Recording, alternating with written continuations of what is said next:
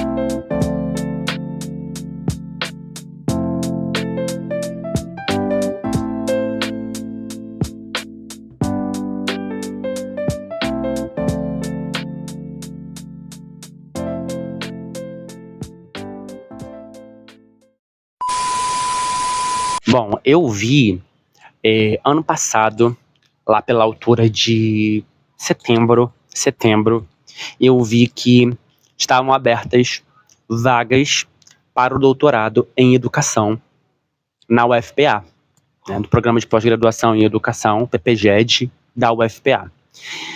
E, como vocês sabem, né, atualmente eu estou na cidade de Bragança, que é interior, né, do estado do Pará, e a UFPA, no PPGED, fica em Belém, né? E aí eu iniciei o processo seletivo, né?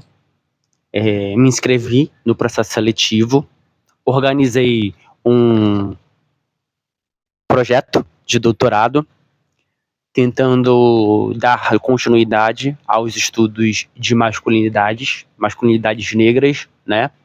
Eu pesquiso sobre masculinidades e masculinidades negras desde a graduação, né? Para quem não sabe, né, na graduação, orientado pelo professor Renato Nogueira, da Federal Rural do Estado do Rio de Janeiro, eu tentei discutir sobre as representações masculinas dos super-heróis negros nas histórias em quadrinhos e, posteriormente, no mestrado, sob a orientação do professor Ivan Amaro, eu discuti sobre processos formativos na construção das masculinidades em alunos que passaram por escolas de formação militar. Então, tentei pensar, né, primeiro do âmbito da cultura, né, sobre, por exemplo, histórias em quadrinhos, e também tentei pensar do âmbito dos quartéis, né, como é que esses processos formativos se constituíam em relação às masculinidades de alunos que passaram por escolas de formação militar. E aí, eu decidi participar do processo seletivo, montei meu projeto para dar continuidade. E aí eu dei o título aqui de Entre Saberes e Identidades, Masculinidades Negras, Interseccionalidade e Educação no Campo, na Amazônia Paraense. Tentando pensar um pouco, né, ainda essa questão das masculinidades, mais especificamente as masculinidades negras, e também tentando dar vazão ao locus que eu estou nesse momento, que é a Amazônia Paraense. Eu sou professor amazônico, então tenho tentado pensar o espaço em que eu atravesso, né, e o espaço que me atravessa também. E aí, gente, é aquela via sacra que vocês sabem, né? Montar projeto não é fácil, acionar autores, ver referencial teórico, metodológico, como é que a gente vai fazer, e aí, né, a gente tem que fundamentar muito bem isso para a gente não ficar no meio do caminho no processo seletivo. E aí eu lembro que éramos 18 pessoas. E aí me inscrevi. Logo no processo de inscrição, a gente já tem que escolher uma linha de pesquisa, e a linha de pesquisa que eu escolhi foi Educação, Cultura e Sociedade. Submeti o projeto, né, junto com a documentação, e a primeira fase é análise de documento, muito importante. A gente submete os documentos que eles pedem no edital, e eles vão analisar, e se estiver tudo certinho, você passa para a segunda fase, que é a prova, né, propriamente dita. Então, eu passei na primeira fase, que foi a análise de documento, e aí a segunda fase foi a prova. Passei na prova também, tirei uma boa nota, inclusive, e depois da prova vinha a terceira fase, que é a análise do projeto. Passei na análise do projeto, e depois da análise do projeto vinha a entrevista com a banca, né? Então, é uma banca com 3 professores, e aí eles fazem perguntas sobre o projeto, sobre sua trajetória acadêmica, coisas que você colocou no projeto e que eles têm dúvida. E esse momento agora é isso, né? Eu acabei de sair da entrevista com a banca e, assim, a princípio foi tranquilo. Sinceramente falando, eu não sei o que esperar. Eu espero ter... Não sei se convencido é a melhor palavra, né? Mas eu espero ter demonstrado o mínimo de interesse, né? De vontade de fazer o doutorado, de ingressar no doutorado, de fazer pesquisa. Espero que eles tenham sentido essa minha motivação, né, de dar prosseguimento às minhas pesquisas. Eu não me senti como se eu estivesse sendo avaliado, eu me senti como se fosse uma conversa mesmo, onde os professores fazem provocações, sabe? Então tinha um professor do campo da filosofia, tinha uma professora do campo das questões étnico-raciais e também tinha uma professora que era a professora orientadora, né, para a qual eu estou concorrendo à vaga.